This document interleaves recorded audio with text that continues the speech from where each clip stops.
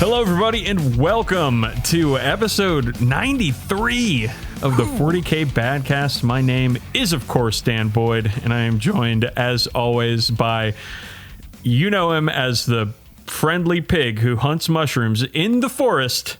It's Gruffle McTruffle.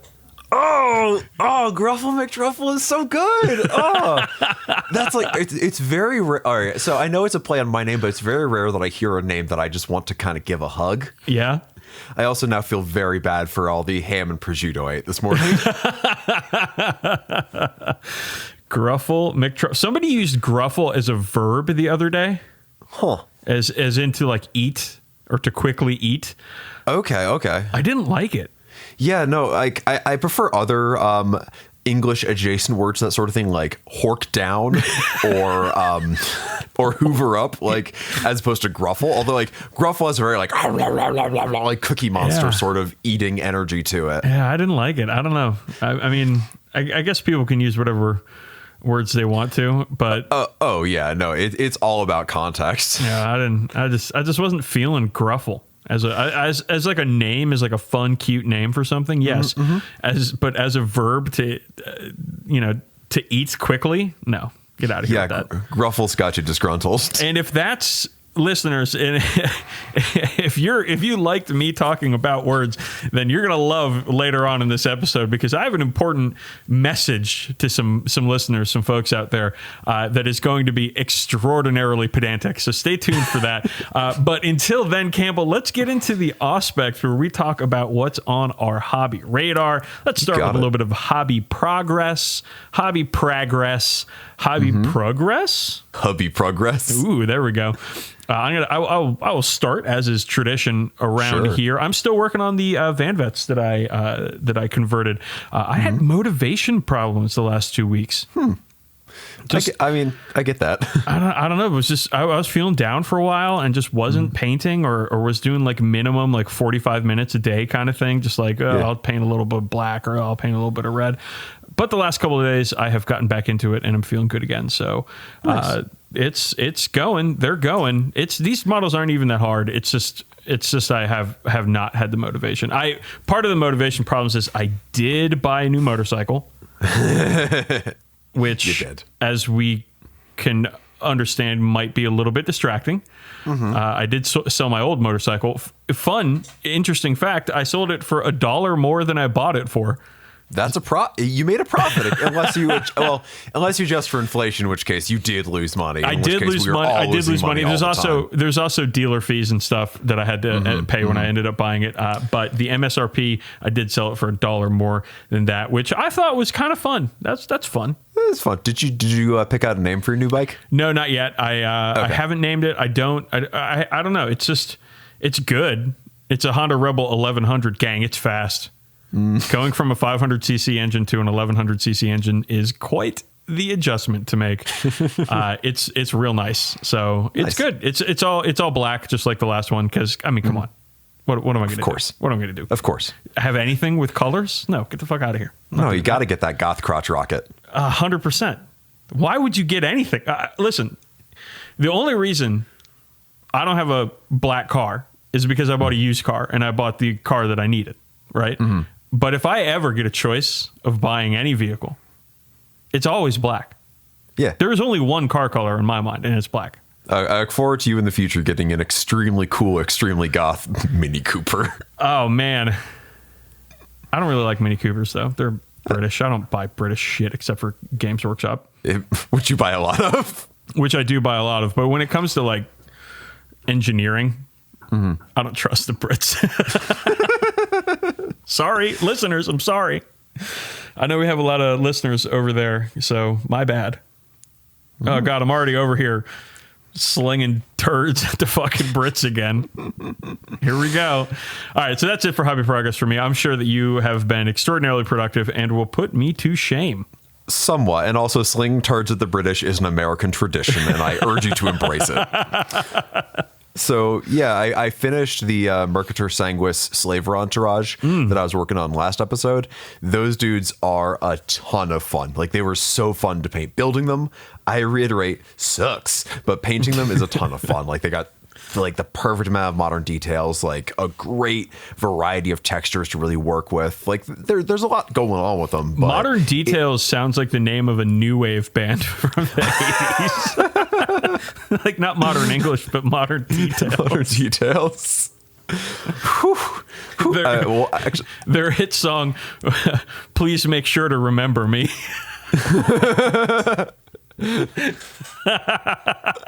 Oh, that rules. Well, the thing is, actually, I did the thought. I was like, we recently in a Badcast bonus episode were shitting on nerdcore because it's garbage. It is. But I did the thought that if I did have a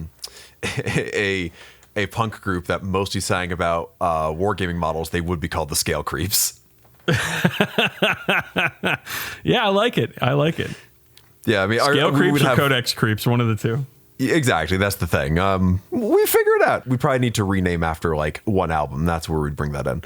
So anyway, aside from those absolute heals for Necromunda, I built the Heroes of Sanctuary Hills set for Fallout just for a little bit of what it's like to work with less fiddly resin. Mm-hmm. And then I started working on 5 of the last 5 regular Escher Gangers I've got. And I just got tired, man. Oh, yeah. Like, they're great models. Do not get me wrong. I've painted 25 of them. But the amount of detail, the amount of different textures that I need to not just paint, but think about, because they got different hair colors and animal prints and all that stuff. Yeah. I just got tired. And it's a fucking chore, right? Yeah, it seriously is. So like I painted the metal on the bases and was like, fuck it, put them back and put them away. And I decided to do a total reverse while staying in Necromunda and started working on some retro Necromunda stuff. Ooh, yeah. I saw you posted. Where is it? Fuck you, Baltimore. There it is. Saw you posted some pictures of, they look primed. They didn't look painted yet, of some old Orlocks and old Goliaths. So I just tweeted out the Goliaths I finished, and those dudes were so much fucking fun to paint. They're the plastic box set Necromunda Goliaths from like 1995 or 1996, and they are so like lumpy and so poorly defined and so fun to paint. They're so easy to paint, and it was just an absolute joy going through them. So I did a pair of them, and I started working on a pair of retro. Oh, you did fucking you did what do you call it? Goblin green bases. You know I did goblin green bases. You had the opportunity to make them look like, instead of standing on a verdant battlefield, in the hive where they're supposed to be, and you didn't take it, Campbell. I'm proud of you, son. Thanks. I'm going era appropriate. I'm sending you right now. No, great job on the skin tones on these, man. You've nailed it here with the shadowing and the detail. It's great. Thanks. That's been like, since the pandemic, that has been like the thing I've really gotten in on, is just getting better at painting like volumetric highlights. And with these massive expanses of skin on these old models, it feels very natural to do so. What's interesting here is that you have sent me a picture of the old Metal Goliath Gang box. And right. I imagine that you sent me this because there happens to be old Metal Goliaths inside this box. Yes, I have a full metal gang, including the leader with the chainsaw hat and the melt-a-gun and the eye patch. Hell yes. So I will be working on them eventually. I have had at least those plastic Goliaths and Orlocks since 2007 and haven't done anything with them yet. So I was going through like somebody, one of the goons in like the X something awful refugee Discord we're in was looking for the cardstock buildings from Necromunda. I'm like, I've played with it once. So I sent them off to him and I was like, do you want the plastics from it? And he was like, emphatically no. So I started painting them just because it was fun to unearth something and paint something that's far and away different from what I've been working on. Yeah, it is fun. That's what fun sounds like. Nothing else. Nothing else is fun. Yeah, the only things that are fun are painting things in your backlog that are almost old enough to get their learner's permit. Yes. Oh, well, the actual model itself is old enough to vote, but you know. Yeah, those models came out in like 98 or something, my guy. 95. 95? Yeah. Yeah, you weren't even born yet. I'll have you know that I was not only born, but wearing footy pajamas and watching Power Rangers at that point in my life. Listen, man, like I know when you were born. Mm-hmm. Like I know. Mm-hmm. But like in my brain, which, you know, is not very good, just generally. I feel like you were born somewhere between like 1998 and 2008, somewhere in there. I know this is not true, but it's what I go to every single time. Yeah, that's fair. That's fair. It's me. I am the Y2K bug. Ooh, there it is. There it is. Maybe that's my wrestler name. Anyway, aside from that, I went to my friendly local game store, Modern Games, here in Bend, and I just picked up a box of Space Marine Eliminators because I don't have the multi-part kit, and I wanted to throw some support to my local game store. I'm excited because I'm pretty sure I'll be able to build them with the las fusils and just take the sniper rifle bits and put them on some Reaver bodies and get another 3 Eliminators done. The las fusils. Yeah, strength 8, AP 2 or 3 or something like that, damage 3. Yeah, they're good at killing maybe a dreadnought per turn. They're cool. I don't here's the thing, I don't have them. I didn't get these guys because I needed more snipers. My 3 Eliminators reliably roll 1-1-2 every time they fire, and have since I got them. They do hit on 2s. Now they do. They didn't used to. I wanted to see if you. I wanted to see if you actually knew that. That's one that actually I fuck up constantly. I did know that because I made note, because that means I will be hitting like 100% more than I used to. Yeah, a lot of 2s, man. A lot of 1s and 2s with these Eliminators. I usually run 2 in every game I play. 2 squads, that is, because I mean, come on, Raven Guard snipers. Yeah. Let's go. Let's do it. And they generally just sit on objectives. Is really all they ever do, or like snag a midfield objective for 1 turn before they die horrifically. But it's a 90-point squad, so whatever. Yeah, reliably, whenever I've played with them, the single enemy unit that has ignores cover, or in the case of Cody's Dark Eldar, the army that ignores cover, wipes them out immediately, and they either don't get to fire or they do spend 5 turns hitting maybe once every other turn. Yeah, well. So yeah, excited for more of my fail sons. Warhammer 40,000. It's a dice game. This is true. What are you going to do? Okay. Speaking of that, have you played any games in the past 2 weeks? I have not. How about you? I have not either, but I got good news. Chaboy is going to get the first round of the Moderna COVID vaccine on Sunday. Hell yeah. I'm about to get vaxxed, baby. I'm going to be getting vaxxed soon because, for whatever reason, in Oregon, IT professionals count as frontline workers. So, sure, stab me. Yeah, I'm happy for you. Yeah, I'm very happy for you. Trying to get that vaccine, trying to get microchipped, trying to get 5G enabled, trying to get all the other memes that are out there. I'm ready. Got to get your Bill Gates brain going. Oh, man. Bill Gates? He's going to install a Zune in your brain. Oh, hell yeah. I love the Zune. It's so weird, man. Baby. Everybody's like, oh, you can put a microchip in you. It's like, motherfucker, you walk around with several microchips on your body every day with apps that freely tell whoever wants to pay for the information exactly where you are at all times. Yeah, and you're worried about a fucking microchip in a little bit of liquid that gets shot in your arm?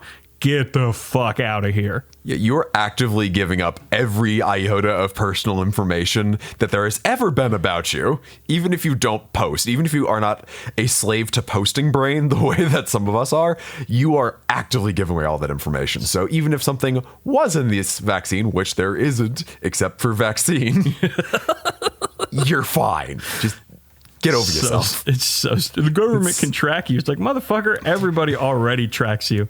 Yeah. And these companies roll over for the government whenever they say, give us the location information for Campbell McLaughlin. Twitter's going to be like, yeah, okay, sure. Here he was there the whole time. We'll do it.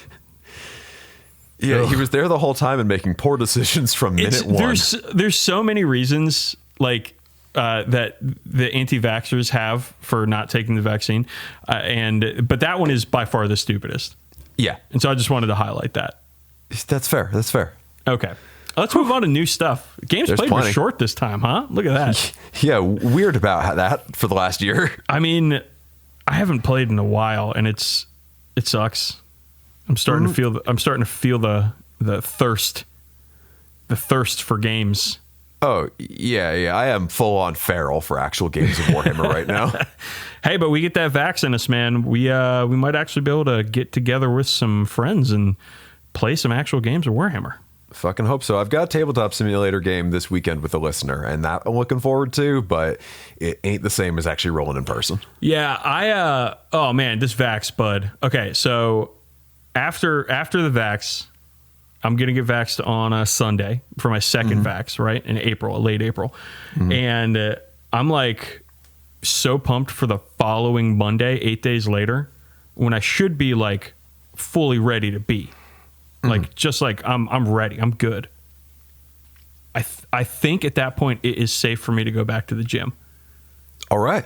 And I am so fucking excited to lift just one weight. Just one fucking weight, dude. And it's the thing is that lifting that one weight is probably going to completely destroy my body and gas me 100%. And I'm just going to be like, immediately. But I just want to do it so bad. I miss going to the gym so much, Campbell. I super get that. I really do. And if I'm vaxxed, and if I'm wearing a mask, and if I'm trying to keep socially distant, and I'm not being a fucking idiot, I think it's okay if I go to the gym, especially if I go early in the morning when there's not a lot of people there. Yeah. That's I mean, I'm no pro, but I hope that works out for you, because I want you to work out for you too. Oh my God. I've been working out more lately just because my body is horrible. And I'm feeling better. But I just want to go lift weights. That's all I want to do. Super get it. But soon, Campbell, soon, May, early May. That's when fully vaccinated Dan Boyd gets released on the world. Nice. You'll look as jacked and handsome as those Goliaths I just painted. Absolutely. Life goals, my guy. All right, Absolutely. Let's get to new stuff because there's quite a lot to cover here. It's been an eventful 2 weeks for our friends across the pond. So first off, somebody named an arachnid in Australia after Abaddon did a spoiler. I know that you are very excited about this because you are terrified of anything smaller than a human being. Anything smaller than a cat, please. And anything with more legs than a cat, also, please. I saw a picture online of somebody drew a very cute displacer cat. I don't know if you saw, Displacer Beast. Yeah, Displacer Beast from D&D. Yeah. So it's like a little black cat with 6 legs and some tentacles coming off its shoulders. It was adorable. That's cool. Like the quote was like, I keep trying to pet it, I'm trying to pet it, but I keep missing. And it's very cool that someone drew a cat Esmeralda. Yeah, I thought that was kind of fun. Tell me, Campbell, how you feel about this important arachnid news? You know what? It's a weird way to validate one of my favorite things. And I mean, I'm looking at I have like the framed Vigilus artwork of Abaddon the Despoiler in front of me right now. So that's pretty cool. But yeah, man, I don't like looking at pictures of this thing. It's not even a bad one. It doesn't even have fangs. It's just like a little spiky legged creature. Okay. Yeah, it is. It doesn't mean I like it. I love how uncomfortable even talking about an arachnid makes you. I mean, I'm not full on like arachnophobia, but I super don't care for them. I understand. That's okay. Yeah. Well, let's move on then. All right. It's interesting. It's an interesting bit of trivia. There we go. So we're getting our first 9th edition campaign book, Campbell. It's called Warzone. And I don't know how to pronounce this correctly. I've been saying Caradon or Caradon. Some people say Charadon or Charadon. Or Charmander, yeah. Diego Charadona. I don't care. All right. Caradon. I'm just going to go with Caradon. Okay. Warzone Caradon. It is Act 1, the Book of Rust. So this does imply that there is an Act 2. Correct. Which I imagine would be a different book. They're going to run out of the Book of words. I guess there's a lot of nouns in English, so maybe they won't. but we're never going to get the Book of Jelly. You say that. But you know what? We could expand into some real gelatinous cube territory. We've got a Gungus, or at least in the art and the lore, we could have a gun jelly. The Book of Duvet covers. I mean, I'm looking forward to the Book of Books. Now we're talking. Okay, so they showed the table of contents, and I believe this is on sale as of Saturday, or is it going on sale Saturday? I don't fucking know. Let's look. I'm really good at this. How about we go to the fucking website here? Oh no, it's on sale. Oh, cool. Warzone Caradon, the Act 1. It's on sale right now. Oh, yeah, okay, And a new Crusade book called Plague Purge, which they haven't really showed at all on Warhammer Community, so I don't know anything about it, and they don't really have anything to say about it. But Warzone Caradon comes up, and there is a lot going on in this book. We get, first off, Armies of Renown. Now, Campbell, as you know, 7th edition was just about the worst thing ever. It was the worst edition of 40k. And they had this thing called formations, which was special ways where you could build your army that I think were intended to be thematic and fun, but ended up breaking the game horribly in almost every single way.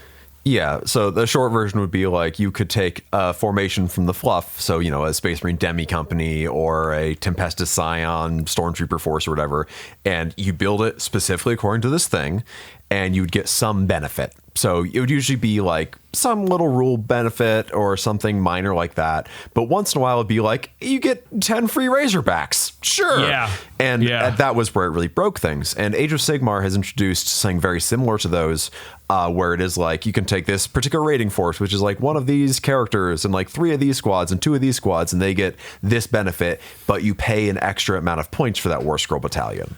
And that kind of feels like a much more organic way, or at least more balanced way to do this, because if you do have that more powerful thing, you can balance it with the points cost and you're not getting free tanks. Right. But these seem a little different.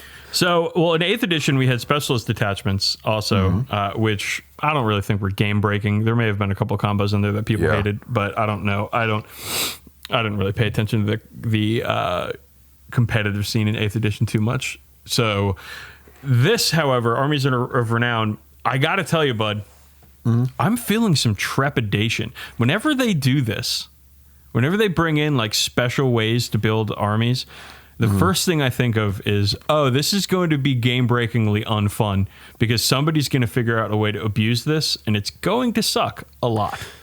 I feel like you always are going to run into that whenever you have people playing by different rules, essentially.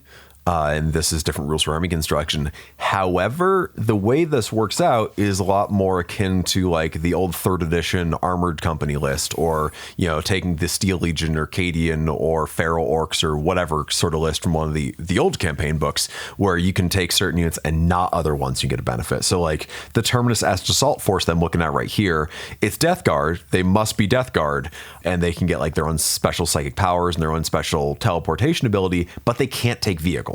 So like there is a built-in limitation that I think serves as a balancing force here. Again, I won't know till I actually see how it works out in the tabletop, but it sounds like they're at least considering some of those. They're at least making some considerations towards game balance and making things a bit more interesting, as opposed to just here's 10 free tanks. Yeah.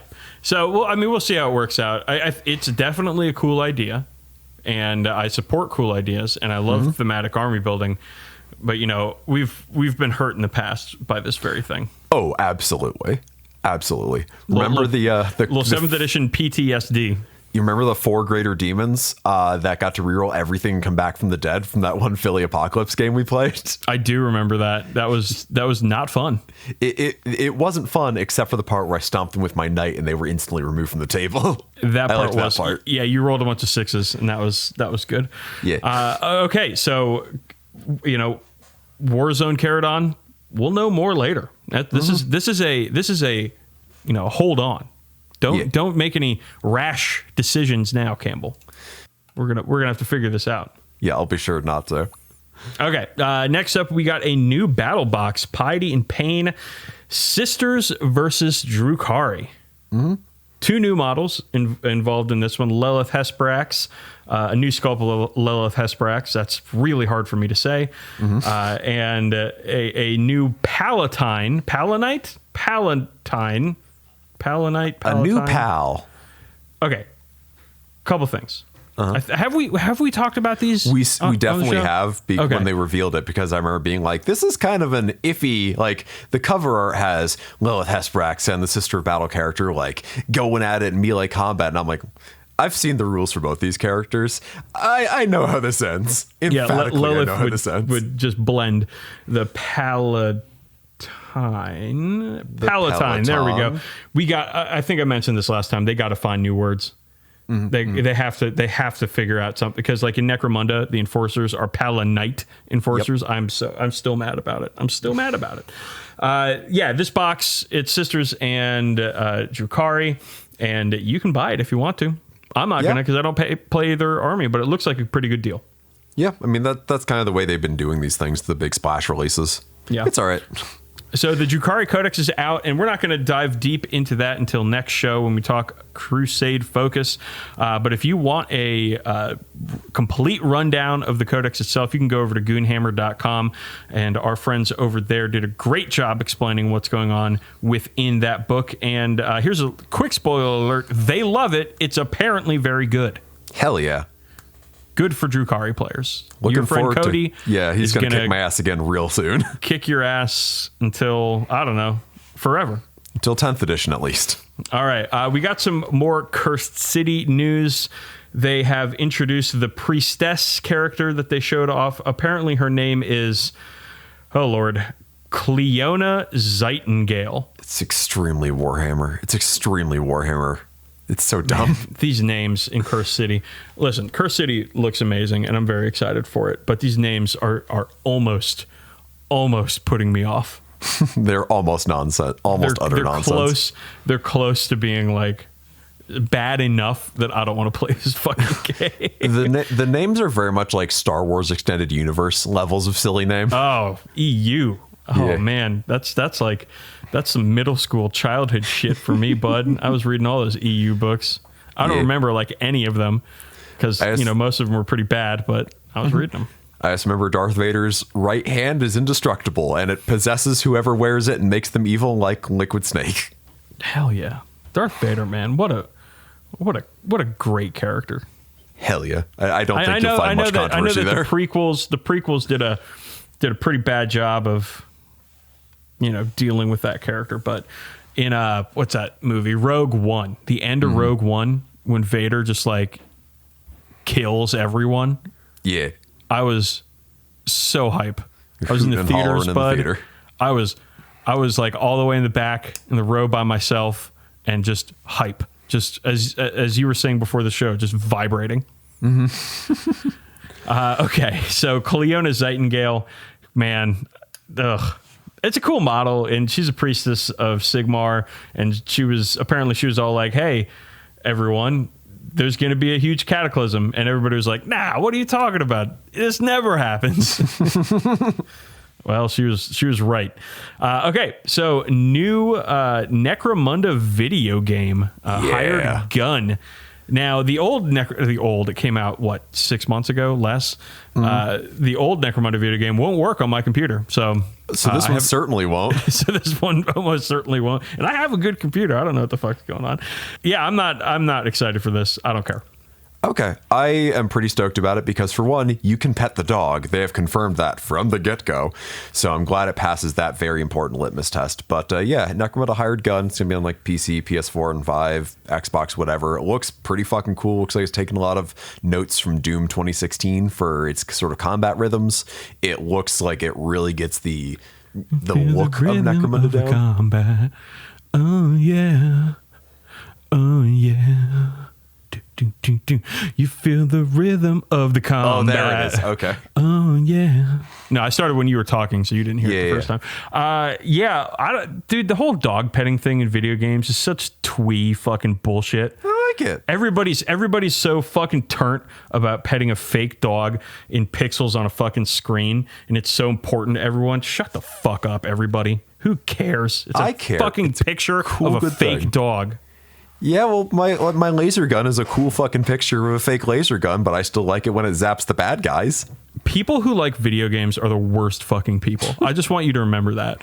Sure thing, other person who likes video games. I've never copped to liking a video game. Not a one time. Not in our very first bonus episode, at the very least.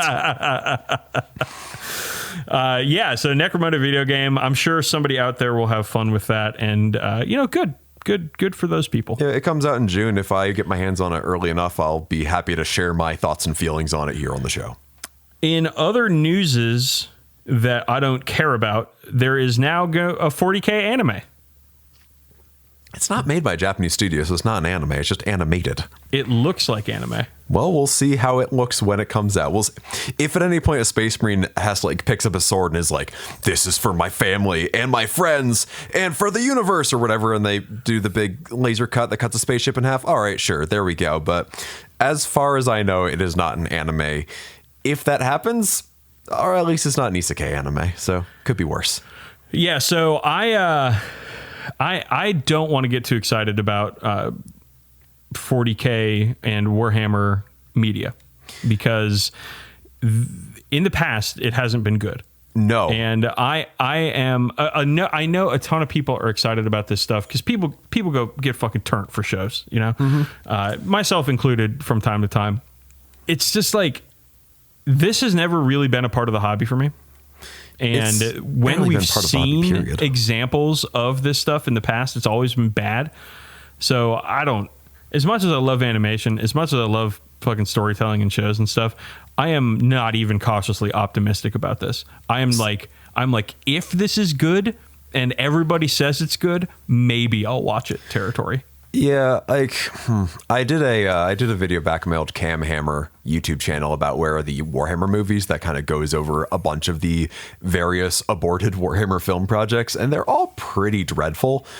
I'm not getting excited about these because right now they're like, here's 40 shows or 40 things. You've seen none of them. And it feels like they're very much putting the cart before the horse with this and just being like, announce. Here's another update. Here's another thing. And I'm just like, I can't get interested or excited about any of these until I've actually seen something material. Yeah. So they posted another show bit here with a really bad title. Is Altar of Wrath the most photorealistic Warhammer animation yet? Motherfuckers, you tell us, okay? Yeah. Just say Altar of Wrath is the most... Don't ask us. The fuck do we know? Yeah, it's like, no, Ultramarines, the movie is. Absolutely. Photorealistic animation. There are no photos of Warhammer. That's another thing. That's fair. So, I don't know. Yeah, it looks like a computer animated show. Yep. And if that's your jam, great. I am going to be very, very trepidatious when it comes to these projects because I do not trust them to be good at all. Yeah, we also don't even know how they're being released yet, save for the Eisenhorn show, which I think they said is going to be on Amazon because it's by the same people that did Man in the High Castle. But that's cool. But again, we've seen fuck all about that. So I didn't watch that show because I don't like shows about Nazis. The book's good. I read the book. I don't know how they turned like a 200-page book into like a 4-season show, but it's good. I just don't like looking at swastikas, you know? I just don't like looking at that shit, having that shit in my brain. I watched that, what was that? There was a show on Amazon about like hunting down Nazis after the Holocaust with Al Pacino. Mm-hmm. And like the first episode was just like, there's so much violence like in these like, concentration camp scenes, and I was just like, I can't watch this shit. Yeah, this makes me feel bad. Yeah, I get that. So I was like, nah, I'm done, I'm out. So yeah, I never watched that Man in the High Castle. Oh, it was also like I think I watched the first episode of that show also a long time ago, and they were dealing with like alternate realities and stuff. And as soon as alternate realities get put into a show, I'm usually just out at that point. I'm like, oh, I don't care about this. I don't care about this at all anymore. Yeah, that's very fair. It's wild. There's only one piece of media that has done time travel correctly, and it's the fucking Back to the Future franchise. Fair. And everything else has done time travel or alternate realities or whatever has failed, in my mind. Of course, this is stories. This is subjective. You, Campbell, may like something. Mm-hmm. Our listeners may like something that has alternate realities and time travel in it, but I'll tell you one thing. Back to the Future is the only movie that did it right. And every other time travel movie has been poop from a butt. Don't say Safety Not Guaranteed is a time travel movie, because it's not. I was no going to say actual. I was going to say the first two Terminators, because after that they kept trying to bend over backwards to justify time travel and all that stuff, and the more you do that, the dumber it gets. Okay, so the first Terminator and the second Terminator, the first Terminator is just good. Like it's good. The second Terminator also good, but the whole of the franchise, because everything after Judgment Day has just, it's been like that one panel from the comic with the guy with the question marks over his head looking extremely confused for me. That's a terrible analogy. I'm very sorry about that. But I have no idea what the fuck is happening. I've seen Terminator 3 and the one after that. And then at that point, I was just like, you know what? It's not worth it. I don't know what the fuck is going on. Arnold's not even in these anymore. Why would I watch them? Yeah, the canon pieces of Terminator media, as far as I'm concerned, are Terminator 1, Terminator 2, and the Terminator 2 arcade game with the hyper-vibrating big machine gun thing that'll shake the enamel off your teeth that they later reskinned into the Aerosmith arcade game. Yeah, we talked about that in the past. I know we have. We have. Yeah. Okay, so listeners, you know what? If you're super excited about these Warhammer animation projects, these shows, this media, let us know. I'd love to have a conversation with y'all via Twitter, via email. Contact at 40kbadcast.com is our email, of course, and that's the best way to get at us. So let us know if you're super excited about it. Tell us why also, because, again, this has never really been a part of the hobby for me, so I don't have a whole lot of hope or, fucking expectations built up around this.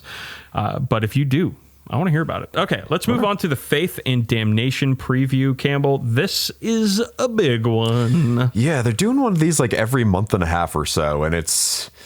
I don't know how much we're actually seeing from some of the... I guarantee there's stuff from some of the earlier ones that isn't out yet, but I do enjoy having these like tent poles every few months to look forward to, where it's just like, here's a bunch of shit, whether you like it or not, or whether you're going to buy it or not, here it fucking is to look at, and I think it's pretty goddamn neat. And this one started off real strong with the Soulblight Gravelords, who are basically the old Vampire Counts faction from Warhammer Fantasy brought into Age of Sigmar. I've been talking about this with you about getting what's going to get me into AOS, right? Mm-hmm. I thought it was trees because I like the angry trees. Yeah, it appeals to me. But here's the thing: I don't give a shit about tree elves. No, and the tree elf stain upon the trees is still there, right? But I love me some Vampire Counts, my guy. I mean, those are your old guys. Love me some Vampire Counts, and they are fucking doing things over with the Soulblight Gravelords. Like, this is the shit. Just the old undead. If you remember back to fucking 4th edition fantasy, you were not even born, but I do.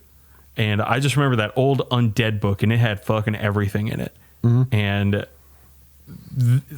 the Soulblight Gravelords are like the catch-all for undead, right?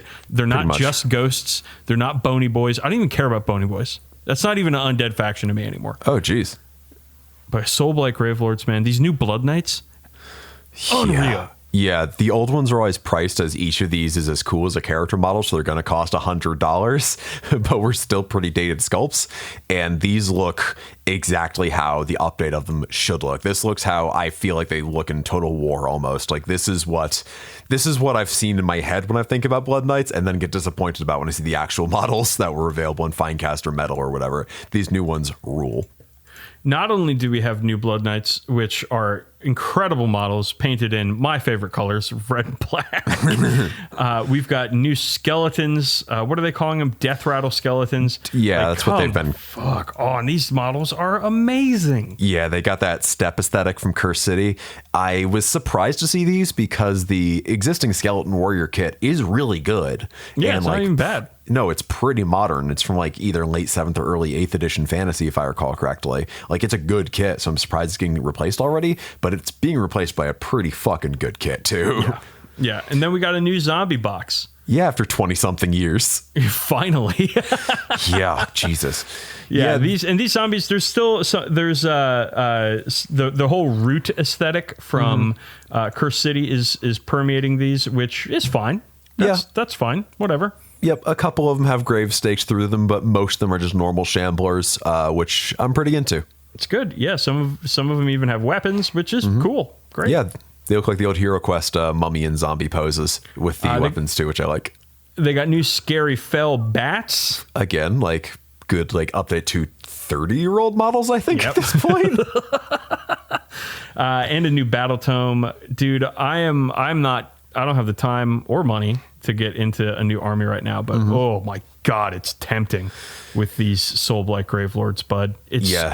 They look so good. Yeah, everything. And we got new vampires too. We have Lady Annika, who's the Thirsting Blade, who is not only thirsting for blood, but thirsting for, I don't know, souls? Probably. I mean, typical. Her hair is on point, by the way. Yeah, there's a piece of artwork from the old Vampire Counts rulebook by John Blanche that is her. And they're just mining the old artwork for new models, and I am so here for that. They are doing such a great job with the vampire aesthetic. They're so like skinny and gaunt and almost skeletal, but they have like these like super bestial faces, and this it's just so good. They have such like an aristocratic air to them also. Yeah, it's like, that fallen aristocracy look. God, they're so good. This is the kind of shit that I want, man. I mean, this is a long time overdue, like a really long time overdue. It was overdue before fantasy died. Should have told me about this before I bought another fucking motorcycle game. God damn.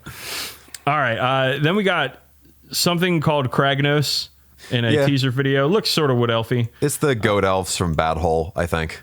Oh, okay. I think it's expanding that range. I don't fucking care about goat elves. They got Kainan's Reapers for Warhammer Underpants, which are the Bony Boys. I like Big Bone Daddy. The rest of them don't really do it for me. Don't really seem like anything too unusual. I can't do Bony Boys. After they've been showing us these Soulblights, the Ghosts, what is that faction called? Night Haunt and the Soulblight are so good. Mm-hmm. And even the Ghouls are good too. These Bony Boys, they just, no. I can't anymore. I'm sorry. At first I thought they were cool. Now, compared to the rest of the undead stuff, like, get out of here. This is nothing. Yeah, the Bony Boys, the like Ossiarch Bone Reapers compared to the Vampire Count skeletons is very much like you versus the skeleton she tells you not to worry about. Yeah, like they're fine, but yeah, the classic skellies are so much cooler. Yeah. Oh God, the Gravelords. Come on, man. You got Games Workshop, you gotta give me a fucking heads up about this.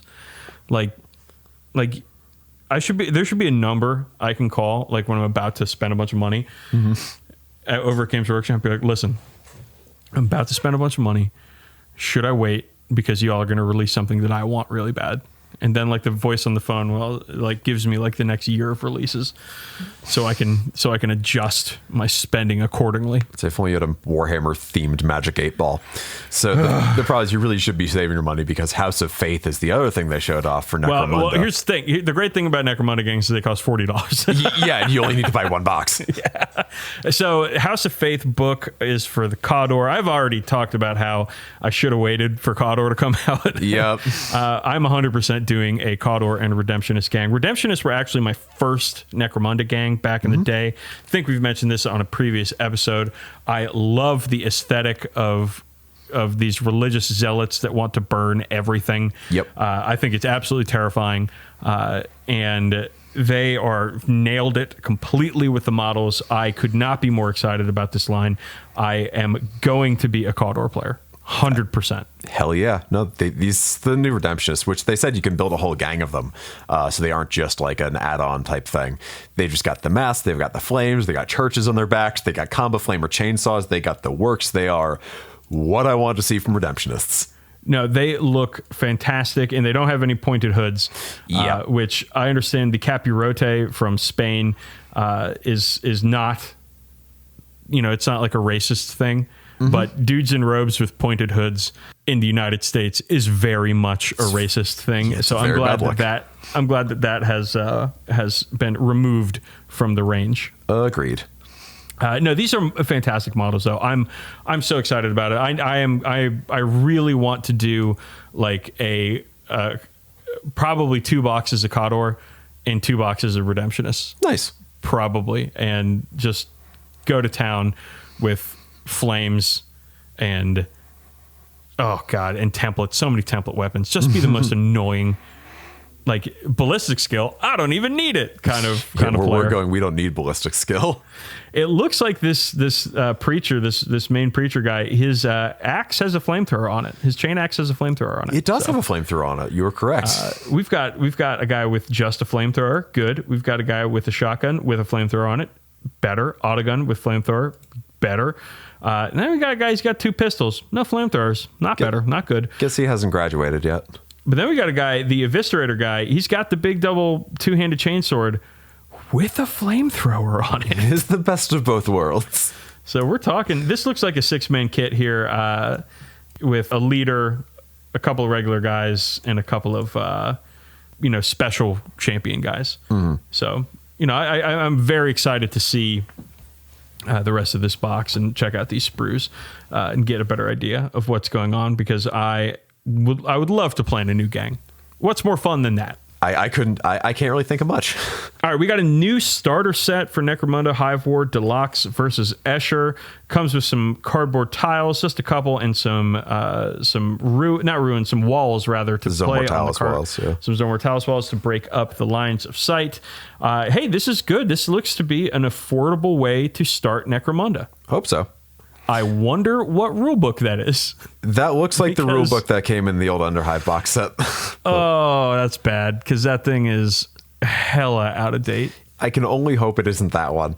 I've mentioned this. There was a Goonhammer preview stream sort of like roundtable that we both contributed to, and my thoughts on this in there were that this does seem a little tight, and like just for a gaming space sort of thing, and that these two gangs seem very similar in their skill sets, so it might be there's not really a ton of contrast between playing the two, I don't think. I mean, there is once you drill down into it, so I'm not really sure how I feel about it necessarily as a starter set, but I feel like if you wanted one or both these gangs, it'd be a great way to get into it.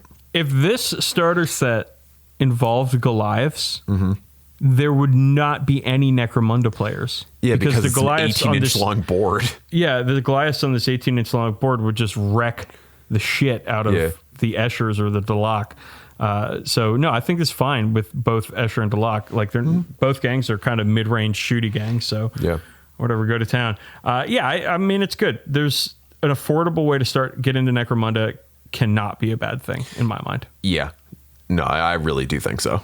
I do like the art on the box, though. Yeah, it's a Delak guy with 2 knives staring down the barrel of an Escher girl with looks like a plasma pistol pointed right at his face. And yeah, say, hey, good luck, fucko. It's definitely photos taken seconds before disaster.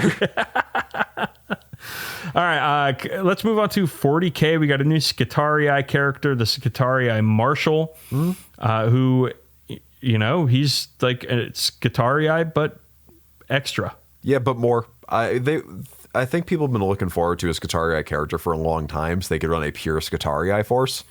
And this guy is there to deliver on that. I think he looks really cool. Yeah, he looks good. I mean, but the Mechanicus stuff for me, it all runs together.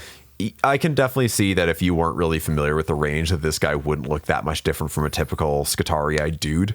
I guess that's what you want, though, right? Yeah, and also this thing, he's a marshal. Like, he's an officer. He's not like a tech priest Dominus who really should stand head and shoulders above the rest. He's just a fighting dude like the rest of them, just a little higher up. I think it's a good model. I know we've been seeing teasers of it for a while, and I'm happy that you can run after 5 years of the AdMech army being their own thing, you can finally run it up here as a Skitarii force. Yeah, it looks like we're getting an AdMech Codex soon, so hey, that's good. Yep. All right, here's something fun. The new Sororitas battle tank, the Castigator. Campbell, it is a cross between a Predator and a Lehman Russ, and I absolutely love it.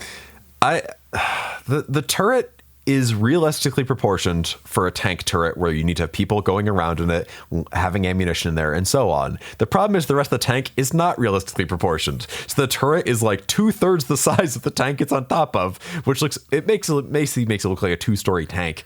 I think it's cool. I'm happy to see new tanks being designed for Sisters of Battle and stuff like that. I just don't think it's as cool as Church Tank. I mean, it is a Church Tank. Compared to the organ Exorcist, yeah. Compared to the Exorcist, this isn't even a chapel tank. That's a real church tank. Yes, it's cool. Okay, that's a cathedral tank. That's fair. No, that's the super heavy.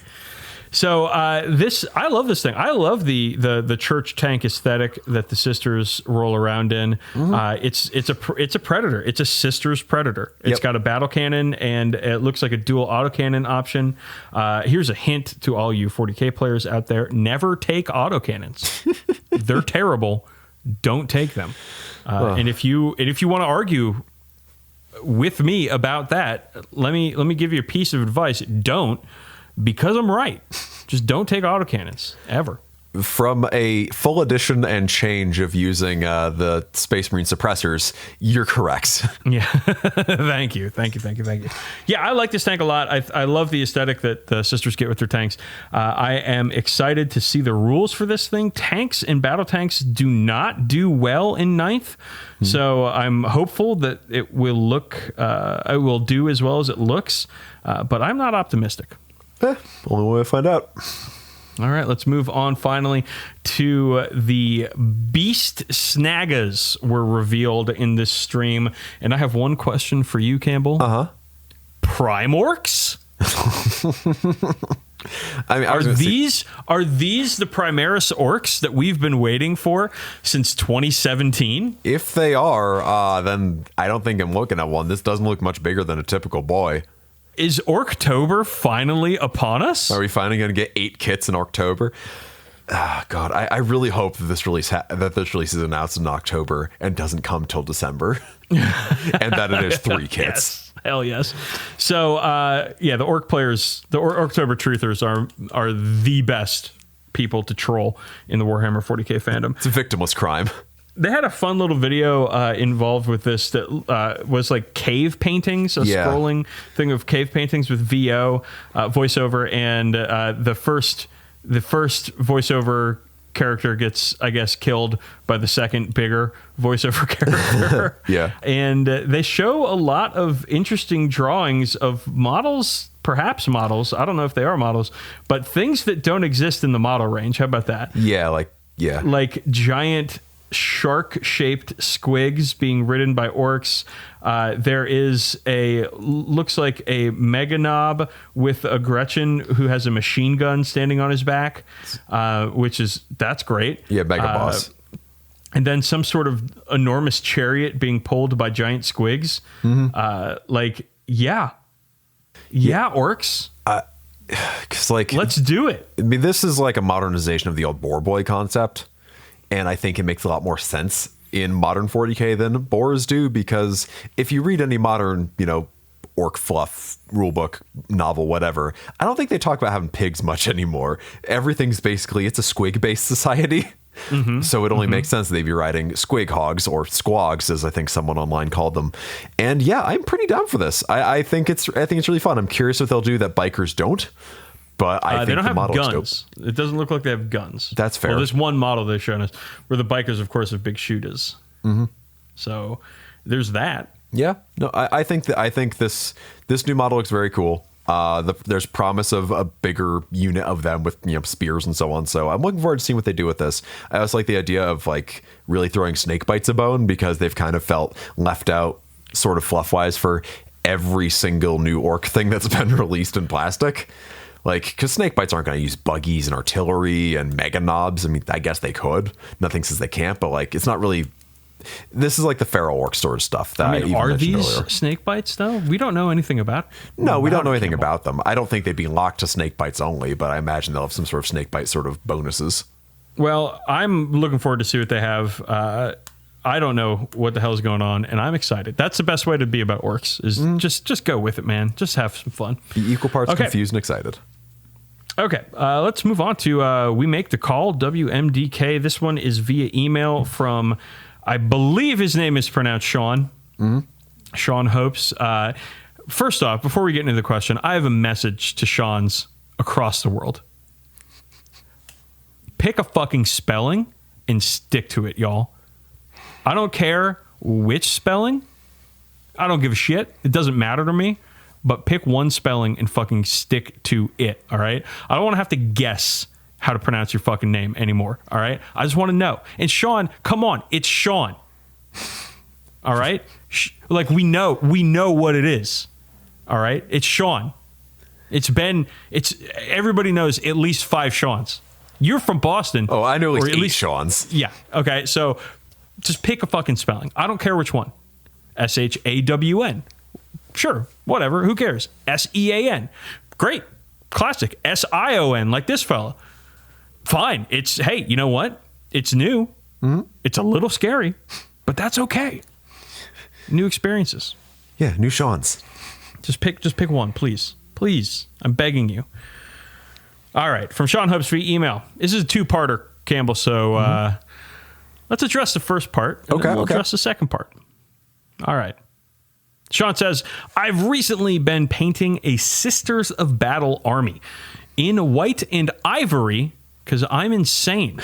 And I was somehow persuaded by a certain podcast host that going for a helmet option when bare heads are available is for cowards, and I've regretted it as a result. So, my question, how do you stop yourself from being talked into doing certain hobby things by others? I know what he's referring to, Campbell. I do too. He's referring to the time when I was claiming that if people modeled Chapter Master Kevin Shrike with a helmeted head, which the kit does not come with, that they were cowards, and I still hold by that. I hold by that. I think in the context, especially of Kevin Shrike, yeah, you need to have them unhelmeted.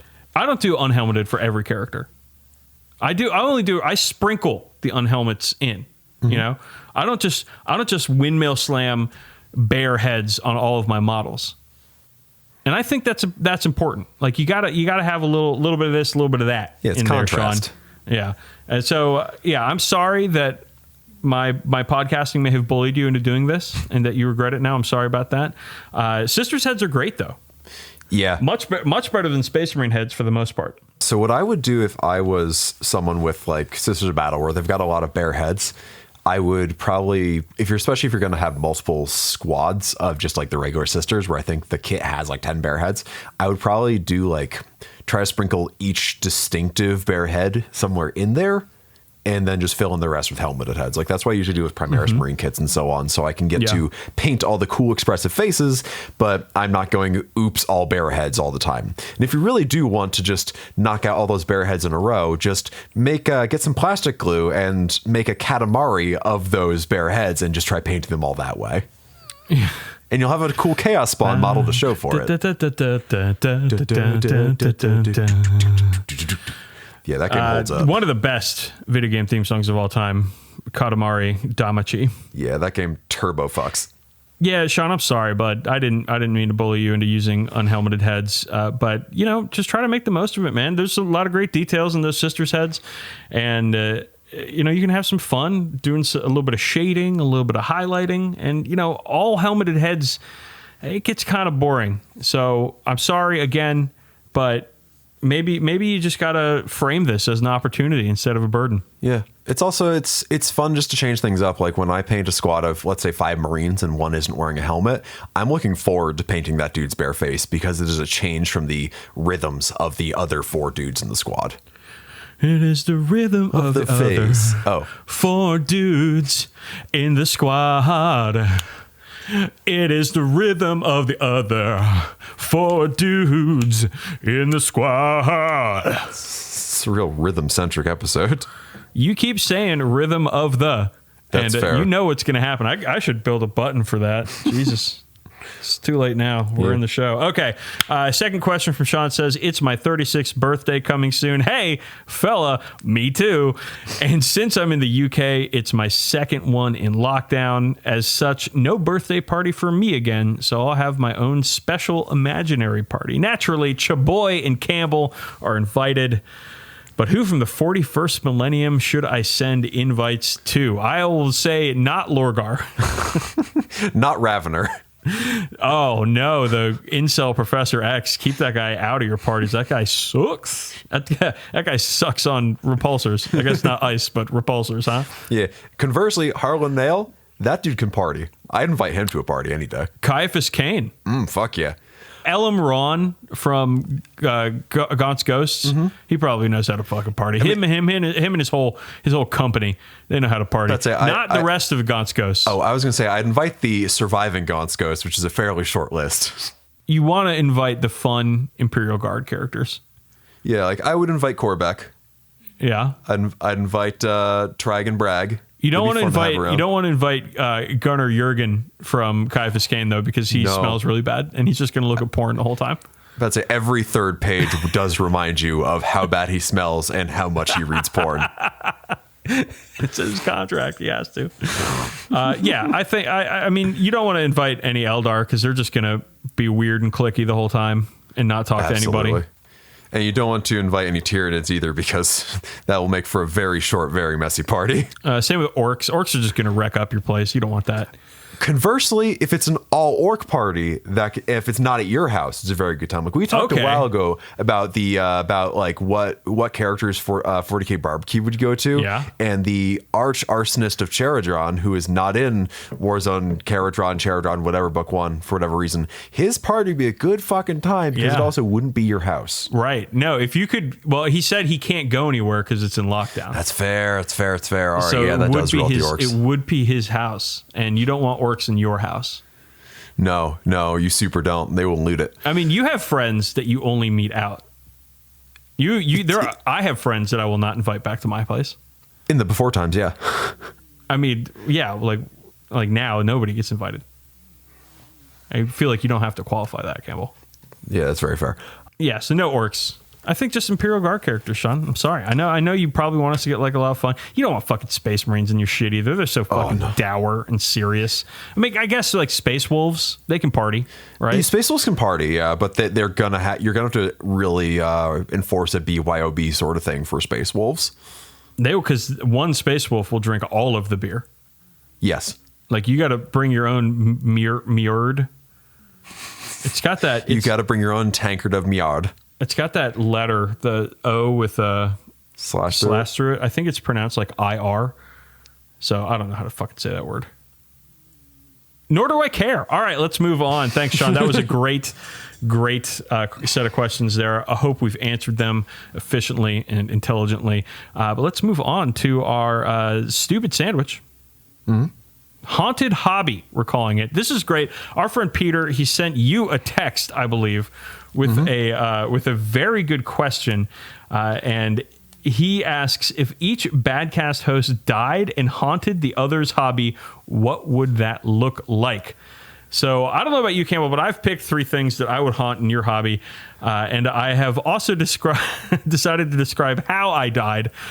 So I'll start with that. So how did I die? I died on a cross-country motorcycle trip to your house to play a game of 40k with you, and I died in an enormous fireball, and my soul kept traveling across the highways until it got to your house, and now it just stays there.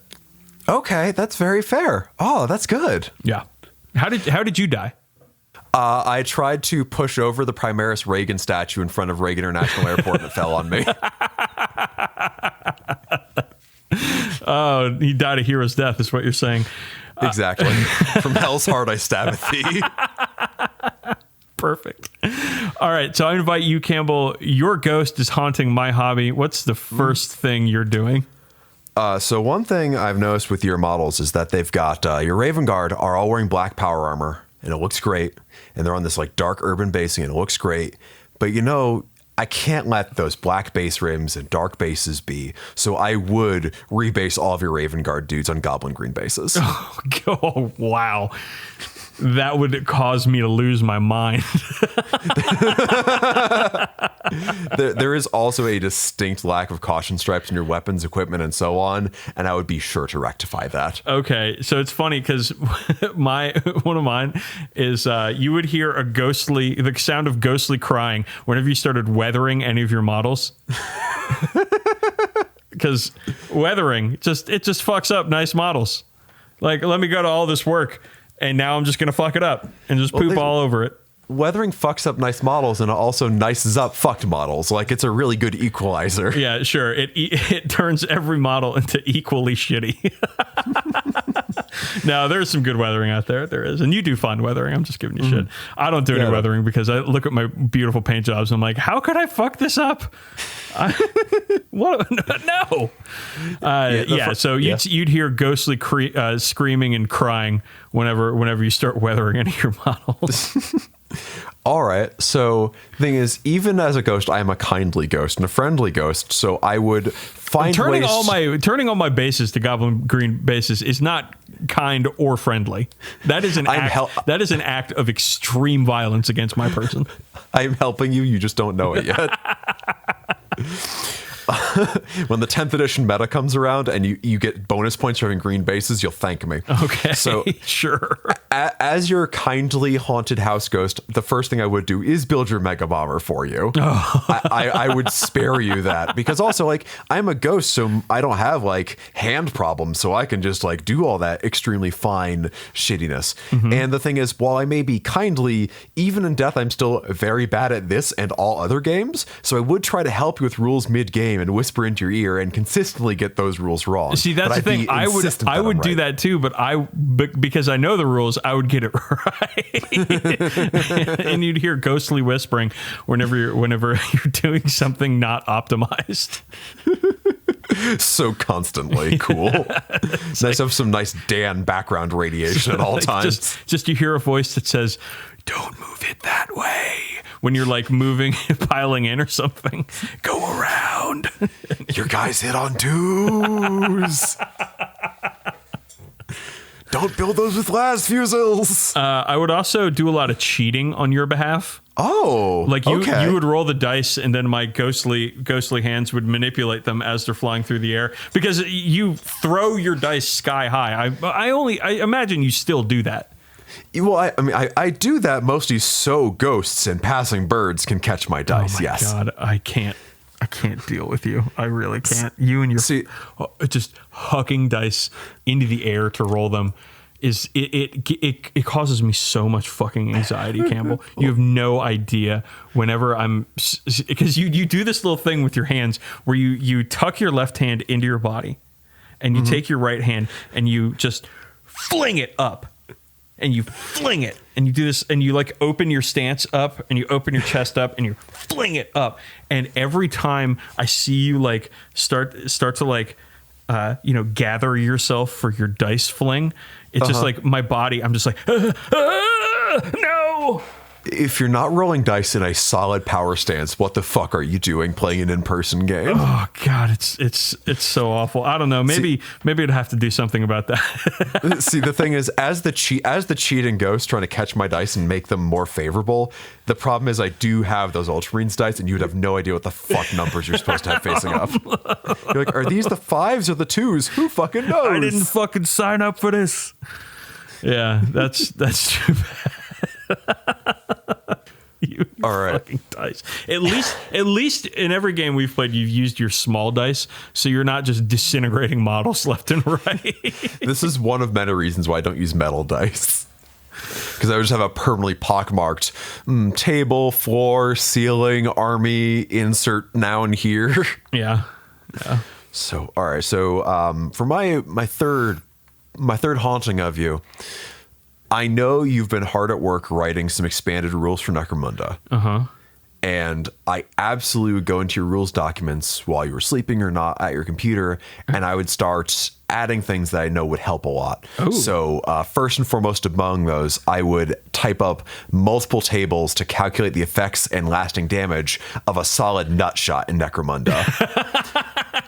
And you'd wake up the next day and be like, did I write those? I must have. These are fantastic. Not every Necromunda character has nuts, Campbell. I know that's a modifier. Like only some, it would only apply to some. And also, if it applies to if say a model takes a solid nut shot from a plasma gun, maybe they can't suffer the effects of a nut shot again. They ain't got no nuts no mo. Unless they get some bionic balls, in which case that's actually +1 toughness. Truck nuts, but for Necromunda characters. There we fucking go. Oh my God, are truck nuts still a thing? They absolutely can be. Truck. You can certainly buy them right now. I'm gonna guess they have a Z. Only the really nuts. cool ones. I found the Wikipedia article. Are citations needed on that particular article? No, it seems like it's pretty. Does this still exist? Yeah, well, yeah, trucknuts.com. Oh, Truck nuts for sale near me. Oh, yeah. My router is telling me that I shouldn't go to this website.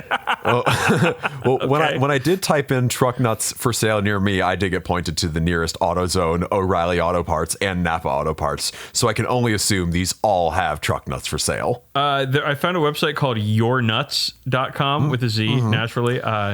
Purveyor of premium novelty testicles since 1997.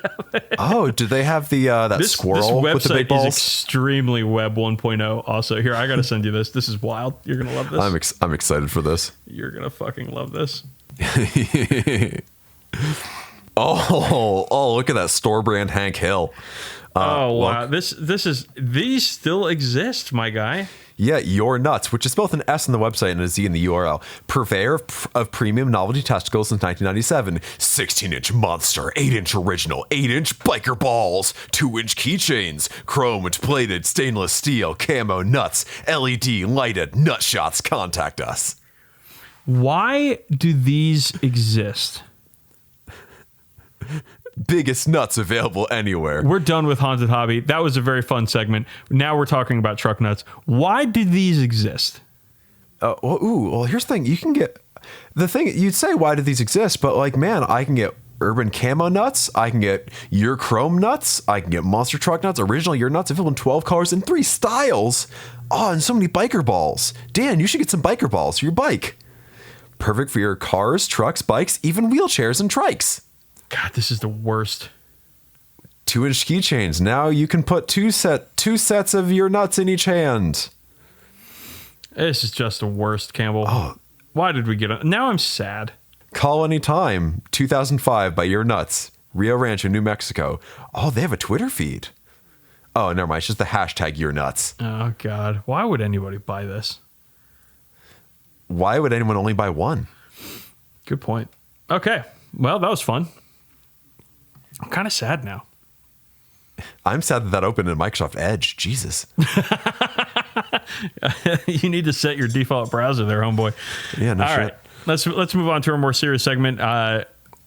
The podcast to really start the conversation about any Warhammer 40,000 podcast, the independent characters, is saying goodbye once again. And we wanted to talk about this because we are enormous fans of the independent characters. And the fellow who runs it, Carl Tuttle, is our ham dad. This is true. And we wanted to pay tribute to our favorite 40k podcast because, believe it or not, the Badcast is not our favorite 40k podcast. After editing all these fucking episodes, I kind of hate it. So the independent characters is just... I mean, come on. It's like, it's the first 40k podcast that everybody listens to. Yeah, it's like the most legitimate one, too, because it is in-depth, well-produced, well-researched. And when I say in-depth, I mean like 2 to 4 hours an episode. Like, which is a lot, and sometimes we do get like some joking sort of jabs in there at not being a 4-hour long show because it's exhausting to record for 4 hours, let alone 2. Certainly fucking is. But yeah, like it was just like, it's such an inclusive, well-made show. And yeah, like it's a bummer the show is ending after, at time of recording, 212 episodes. I think he said he'd do one more, just kind of send it off. They haven't done an episode in a bit because real life shit, COVID, work, family obligations, and so on. You can read all about the specific reasons why at the independentcharacters.com. It's on the front page right now. Other things are happening that mean that doing a fun show isn't really in the cards for him right now. And Right.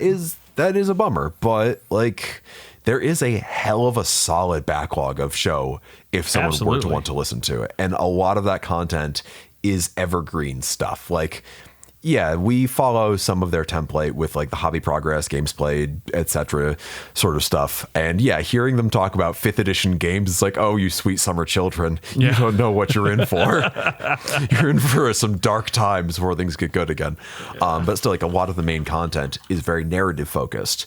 And that sort of stuff does generally stick around. When I started listening to podcasts, I started listening to the independent characters. It was the first like podcast I ever got into. And I did it because got back into painting around 2009. I want to say got back into like, painting models a whole lot and working on my Imperial Guard army. Yeah. And I actually went to the IT department of my work and asked them for a computer that they weren't using, so I could put it on my painting desk and play podcasts while I was painting. Because my painting desk at the time was in a different room from any TVs. And so they gave me this like shit-ass computer that barely worked, but it would play podcasts, streamed from the websites and stuff of the shows that I wanted to listen to. So I would, and I did that to listen to the independent characters. And not only that, I didn't like having this computer on all the time because it had a loud fan. And so I'd shut it off after I was done painting. So I had a notepad of all the podcasts that I was currently listening to and the time code at where I'd stopped at. So I could jump back in, because the independent characters, they have these like 4-hour-long episodes. I'm not going to paint for 4 hours in a row generally. I'll paint for an hour, maybe an hour and a half, and then go do something else. So like I was charting where I was in these episodes so I could resume listening to them the next time I started painting. And it is how I got into podcasts, was the independent characters. And the Badcast, the 40k Badcast, would not exist had I not started listening to the ICs. I mean, almost exactly the same story here. Like if they weren't the first podcast I ever listened to, they were the first podcast I consistently listened to. So I remember being sent like a How Did This Get Made episode about a movie or two that I might have listened to before this, but like the ICs were the show I really did start listening to podcasts with, probably in like the 30s or 40s, I think, of their show in their early years, because Carl was a poster on Something Awful, where we both used to post all the time. Yep. And I'm pretty sure I found out about it from one of his posts. And yeah, like it was my painting companion, which it has remained since then. And yeah, from there I listened to like every episode. I was a frequent poster on the old independent characters forums. They had these year-long hobby progress challenges where you would like lay out an army-long project for a year and just kind of work to that project, which definitely instilled a sort of painting work ethic that I have not given up since. The community built around the independent characters is one of the most inclusive, positive, happy, and just like incredibly high quality internet communities out there. Something that I could only hope that the Badcast could attempt to be someday. So let's talk about what and who the ICs are a little bit more. So who is really the man behind it all, Carl Tuttle, a good friend of ours, and just wonderful human being, one of my favorite people on the planet. And then a rotating cast of friends of his from the San Francisco Bay Area. Yeah. And we've had many of them on the show. And we've been on the independent characters before, which we got to try to get Carl to let us on that last episode, bud. Yeah, we do. We got to try to convince him that we should do just a segment. Yeah, we got to make sure that we really start a fire before we leave the house. Got to be the orcs at the party. There's a ton of people that I've listened to on that show. Of course, starting with Jeff, who moved away from California and then left the show. But he does his own podcast now, Combined Arms, which is another good podcast to listen to. Much more dad game centric, like a lot more talk about historicals, but it's still a very good show. So he was the first co-host, and there was a similar dichotomy between you and I, where Carl would do a bunch of hobby progress and Jeff would do none, similar to how you do. I mean, I don't do none generally, but it does feel a little bit like we're retreading that. And similarly, Carl would say a bunch of positive things and Jeff would complain a bunch. Yeah. We have this established. And then after Jeff, there was Adon and Justin, who were local players, local friends of Carl, and both really good guys, really good podcast co-hosts.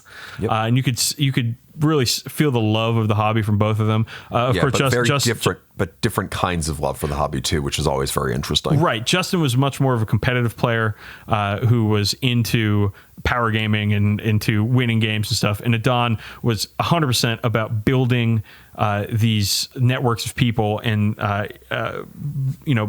building experiences and relationships with the people around him through the medium of the hobby, which was great. Though I do believe that Adon eventually moved away, and right, he lives in Arizona now. Right, and so he didn't leave the show. So he's kind of on the show sometimes, but mostly not. And that's where new host like Jody stepped in, who we met at Adepticon, who.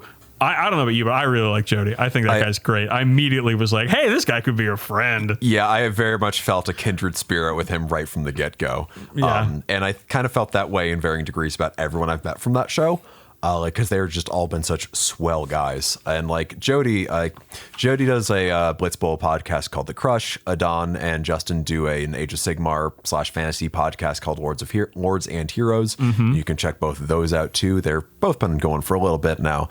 And yeah, I've had the fortune of getting to play with many of the people who've been on the show, not everybody, but many of them, and they've all been extremely enjoyable people to hang out with. Well, I mean, every time we go to Adepticon, we always end up doing something with the IC guys, and if it's like coordinating our flights into Chicago so we show up the same time as Carl does so we can hang out with him, or going and getting Giordano's or Lumalnati's or something. It's always important to make time to hang out with Carl and the gang, because they are just the absolute nicest, most accommodating people, and I think that's the special part of the independent characters, is that they always wanted it to seem like you were a part of their gaming group.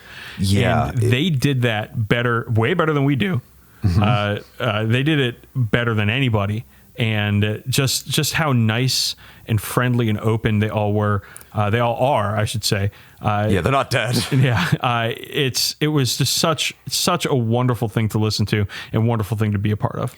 Yeah, well, that whole notion of making you feel like you're part of their game group, which is it's their tagline, but it's also something that they do practice. Because whenever you you said we coordinate things with them at Adepticon and Nova and so on, but it means that whenever we go to events like this, we have someone to land with, and not just from a plain in a literal sense, but if there's a room, you can find these people and hang out with them, and any people they're around will probably be on the same wavelength as you, and it's a really easy way to not feel like you're alone, which is something that can happen a lot at a convention, especially if you don't know a lot of the people there. So our first Adepticon, it was kind of I don't really know many people. And it's well, here's this crew that we can kind of latch on to and kind of come back to. They welcomed us with open arms. Yeah.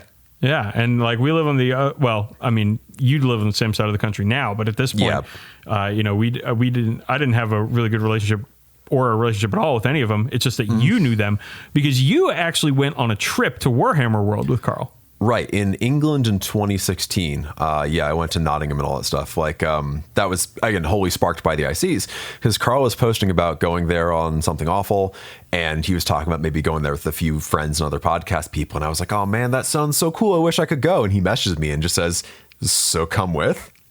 And because, I've been he knew me from SA, he knew me from the ICs forums. He'd seen me post around DACA and other groups, talking about the ICs whenever someone was asking for podcast recommendations, and getting to go to England on this combination Warhammer campaign / pub crawl / dad venture with all of my ham dads was an absolute bucket list item. And just a complete blast top to bottom. And again, the friendships I made there with Lumpy from Masters of the Forge and Doug from Table War, then of course Carl, Adon, and the rest of the IC's crew and so on, those friendships have maintained for years since, and they will continue to maintain, especially once we can start going to events again. Oh, absolutely. And so one of the questions we had here is, how did it affect our hobby? And I know that initially for me, it allowed me to do a lot more painting. In a time when, I started listening back when I was like heavily into it in like, I don't know, 2009, 2010. Then I had taken a break from the hobby for a while, and I got back into it around 2013. And this was a time in my life where I was newly single after coming off of a long relationship, and I didn't have a ton of friends, and I was just like looking for stuff to do to fill the time. You know what I mean? And the ICs were perfect for that because it was something that I loved, the Warhammer hobby, with people that I liked, being open, inclusive, friendly, and made me feel like I had a bunch of friends across the country who were doing the same thing I was doing. Yeah. So it brought me a lot of just like the ability to sit down and paint for a couple hours. You know, and not doing it in silence or anything, but just, you know, having a conversation happen while I'm painting. Like it used to be back when I was in college when I go to the game store and paint. Yeah. And then after that, I mean, you know, we're talking about making relationships with these guys, and it has just opened up so much of the relationship side of the hobby for me, where I've got good friends that I seek out at these events just to say hi and share a beer with, you know? Like it has come to the point where like one of the things I miss most about the world, the before times, is going to events and seeing people like Doug, seeing Carl or Jody or all the West Coast gang, because there's just such wonderful, wonderful people. Well, it's opened so many doors like that. And even having that sort of expertise to lean on when we started the show was really helpful. Because, like, yeah, you work in podcasts and have been for years. But for me, especially, like, being able to talk to Carl about, like, some of the nuts and bolts stuff and some of the, like, pitfalls and pratfalls of making podcasts was really helpful to have. And I probably ignored 2/3 the advice he gave me, but I still listened. Well, like, I mean, the 40k Badcast, let's face it, is the independent characters, but with bad words and, you know, dick jokes. Yeah, no, this is the dirtbag version of the independent characters. I have come to peace with that fact around episode 2. Like, let's not pretend like Carl walked so we could run. You know? Yeah. So Campbell, the last question I want to bring up is like, what do we do now? You know, we're losing a big part of the hobby for both of us, and Carl has said that the independent characters Discord is still going to go, right. Or in his post he said it might go. I don't think he's said 100% either way on that. So he said he's going to keep. I think he's going to keep the website up, but they're just not going to be doing anything with it anymore. And the Facebook group is going to stay up, which I know it's very big, but I'm not on Facebook, so I don't really deal with that too much. So, like, you know, what are people going to be listening to? And this is the point where we're going to ask you, the listener, to help us out a little bit. If you are a listener of both the 40k Badcast and the Independent Characters podcast, and your friends who listen to the ICs are like, well, what do I listen to now? Send them our way. Why don't you? We use bad words. We do. That is important. That is not changing. So, you know, it is the 40k Badcast. Yeah, it is kind of in the name. But like, yeah, there's, you know, for us, there isn't really a podcast to really fill that void at the particular moment. Maybe there will be someday. And Carl has said even that he doesn't think he'll come back to it, but he would never say never. That's what he said last time, because this isn't the first time he's ended the show. It could be in a year he's back, and you know, we go back to listen to the show and all that, but then again, it could not be like that. So, you know, where do we go from here? It's hard. It's hard when a fact of life that seems like a fact of life, at least, just is done, is over. And you know, it's something like, because whenever I'm painting, I'm listening or watching something, right? Yeah. Because, you know, my body is occupied by the painting, and my mind can focus on something else. It's hard.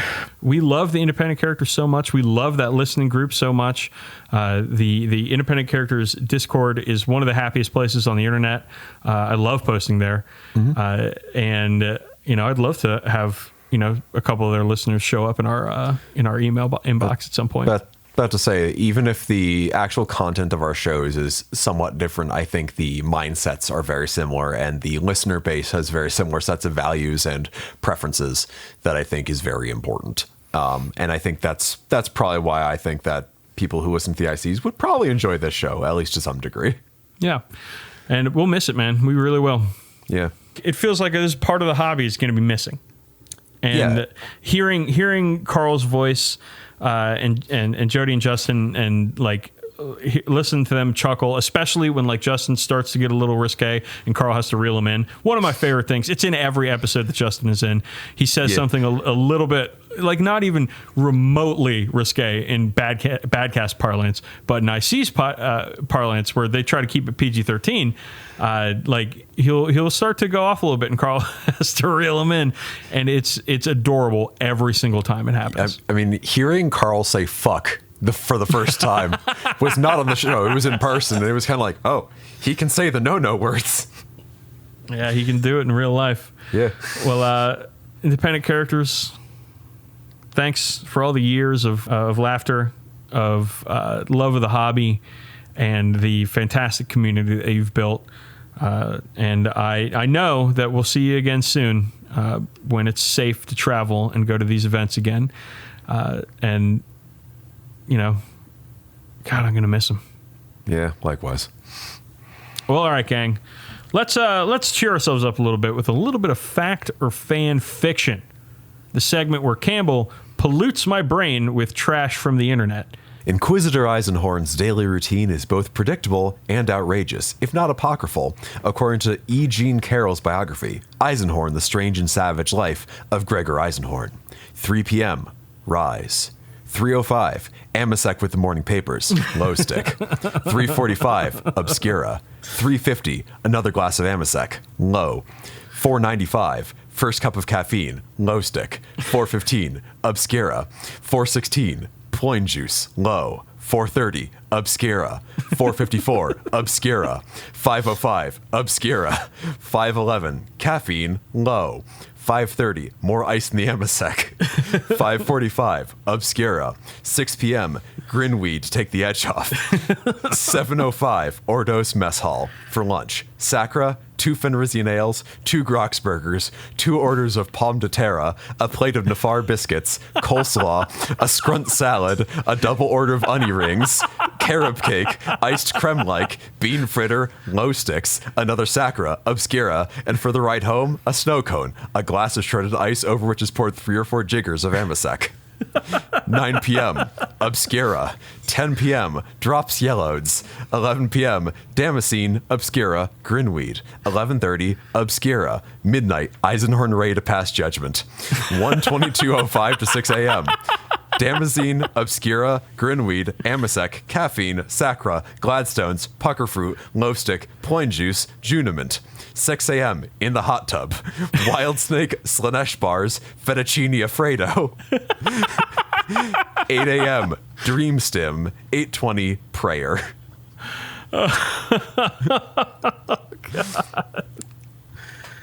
Oh, wow. That is fan fiction, but that is an incredibly good piece of, maybe not fan fiction, but satire based on Hunter S. Thompson's daily routine. Who, like, that, I mean, come on, man. That's classic. That is so good. Yeah, it is fantastic. This was, you are correct. This is fan fiction. This is A Day with Eisenhorn, Amasek, Lowe's, Obscura, and it was apparently posted in the Something Awful forums and brought to my attention by our 40k Badcast guest John Curtin. So very good. Thank you, John. That you've done a great job. You've done a service once more. All right, gang. Let's do some plugs. Let's get the hell out of here after that. Let's start the email this time. Yeah, all right. Yeah, let's change it up. contact@40kbadcast.com, the best way to reach us. That's where, you know, a lot of these WMDKs come from. That's where a lot of conversations go on with our listeners, our dearly beloved listeners. Mm-hmm. So drop us a line, you know, tell us what you're thinking, tell us what you're feeling, tell us what you're working on. Mm-hmm. And, you know, we love model pictures and we love pet pictures. And images that combine the two, which are more common than you might think. So that's the best way to contact us. Contact at 40kbadcast.com. But Campbell, there's another good way to get at us, which is Twitter, where I am at DB_sleazy and you are at Brother SRM. And I mean, Twitter's terrible, but if you're already there, you might as well say hello to Chaboys on it. Yeah, I'd say why not make it less terrible, but by going to our pages, but make it differently terrible by going to ours. You don't have to shoulder that burden, listener, dear listener. You don't have to try to make something terrible a little less terrible. It's just always going to be terrible. Yeah, social media is just damage control. That's all it is. And speaking of, we have a Facebook page at facebook.com/40k Badcast where I post stuff. It's not really much of a community page, but I post show updates, model pictures, and so on. Now, if you really do want to support the show, we do have a shop where we sell merchandise at shop.spreadshirt.com/40k Badcast, where we got t-shirts, we got aprons, we got stickers. I have been... one of my coworkers requested that I make a horn dog sticker, so expect a horn dogs sticker sometime in the short future. Oh, that'll be good. Yeah, it's already a good shape to do cool crimes. Yeah. Man, you got to get the stickers, gang, and you got to do crimes. The cool ones especially, but you got to do some crimes. Those are the two things. If you consider yourself a horn dog, which is of course the rebranded listener of the 40K. Badcast. We originally had fuckboys and bad boys, but we thought that was too gendered. So just horn dogs now. We're all horn dogs. This one's for all of us. And you know what that means, Campbell. This one's for the horn dogs.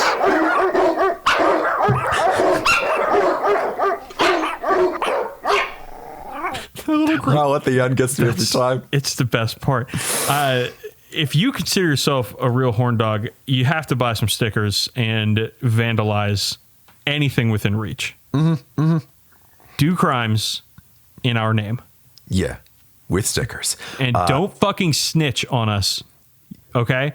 If the judge asks you who told you to do these crimes, keep your fucking mouth shut. All right, we will fucking come for you. Yes, just be like, if it pleases the court, they were very cool crimes. It will please the court every time. That will hold up. It will. I'm not a lawyerman, but I'm pretty sure that's the case. I'm not a lawyer, and I don't know anything about courts or laws, and nor do I care. Let's be honest. That's fair. Okay. My knowledge of the legal system begins and ends at Phoenix Wright. So do the crimes. Now, if you also want to support the show in a way that possibly won't get you sent to jail, you can support us on Patreon at patreon.com/40k Badcast, where we just put out our second annual March Badness. It was a ton of fun. We're already hearing a lot of very opinionated listeners telling us what they think of our brackets, and I strongly urge you to listen to March Badness. It is a damn good time. March Badness is, of course, when we pick 4 songs each. It doesn't have to be songs. It could be pieces of media in the future. 4 songs each, and we go head-to-head in a bracket-style showdown where we name the worst song of 2021. I guess it's not really of 2021, but worst song that year. Yeah, the worst song that we thought about that year. I don't want to spoil the winner of our most recent March Badness, but I'll talk about 2020's March Badness real quick. Of course. Our worst song was Bad Religion by Godsmack, which is a song where they play one note the entire time. It is truly awful. And so if you're interested in hearing 2 idiots yuck about bad songs, then March Badness, our Patreon, patreon.com/40k Badcast. Go sign up. We have 3 tiers. It's a lot of fun. Get into it, get after it, and get under it. Yeah, in that order. And last but certainly least, we do both write for Goonhammer.